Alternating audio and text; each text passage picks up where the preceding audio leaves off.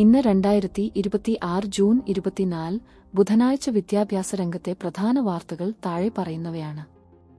KEAM 2026 rank list പ്രസിദ്ധീകരണം മാറ്റി. KEAM 2026 rank list പ്രസിദ്ധീകരിക്കുന്നത് ജൂൺ 26ലേക്ക് മാറ്റിയിരിക്കുകയാണ്. പ്ലസ് ടു പുനർമൂല്യനിർണയ ഫലം വന്ന വിദ്യാർത്ഥികൾക്ക് അവരുടെ മാർക്ക് അപ്ലോഡ് ചെയ്യാൻ സമയം നൽകുന്നതിന്റെ ഭാഗമായാണ് ഈ തീരുമാനം. ഉന്നത വിദ്യാഭ്യാസ മന്ത്രി റോജി എം. ജോണിന്റെ ഇടപെടലിനെ തുടർന്ന് CEEC പോർട്ടൽ വീണ്ടും തുറന്നു നൽകിയിരുന്നു. നേരത്തെ ഇത് ജൂൺ 24 പ്രസിദ്ധീകരിക്കുമെന്നാണ് കരുതിയിരുന്നത്. കേരള PSC കേരള സ്പി റിക്രൂട്ട്മെന്റ്. കേരള PSC വഴി police constable, driver, LD typist, assistant motor vehicle inspector തുടങ്ങിയ വിവിധ തസ്തികകളിലേക്ക് ഭയപദവു 23/2026 മുതൽ 38/2026 വരെ ഇപ്പോൾ അപേക്ഷിക്കാവുന്നതാണ്.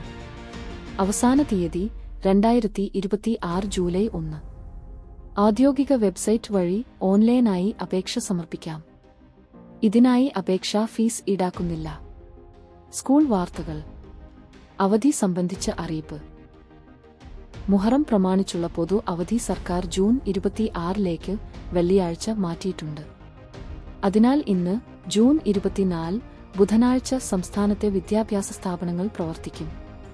മഴ മുന്നറിയിപ്പ്.